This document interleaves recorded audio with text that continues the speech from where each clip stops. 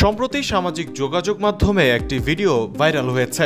1 minute 14 সেকেন্ডের ভিডিওটিতে দেখা যায় বৈষম্য বিরোধী ছাত্র আন্দোলনের সময় পুলিশের গুলিতে নিহত রাস্তায় পড়ে থাকা লাশ একটি ভ্যান গাড়িতে স্তূপ করছে পুলিশ। ভিডিওটিতে লাশের স্তূপ করতে ব্যস্ত এক পুলিশ সদস্যকে সেখানে দেখা যায়, তবে এই পুলিশ সদস্যের পরিচয় ও ঘটনাস্থল সম্পর্কে জানা সম্ভব হচ্ছিল না।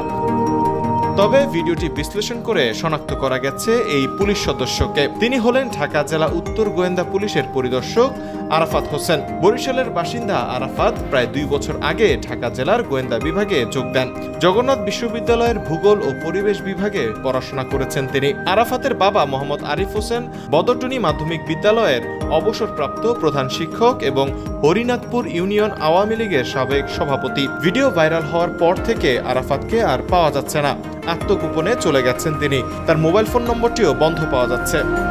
ফেসবুকে ছড়িয়ে পড়া এই ভিডিওটি সাভারের আশুলিয়া থানার।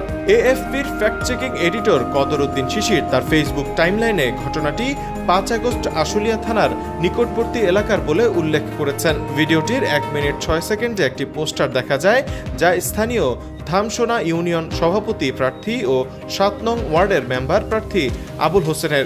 সেই পোস্টারটি দেখে নিশ্চিত হওয়া গেছে যে ভিডিওটির ঘটনাস্থল আশুলিয়া থানার পাশে।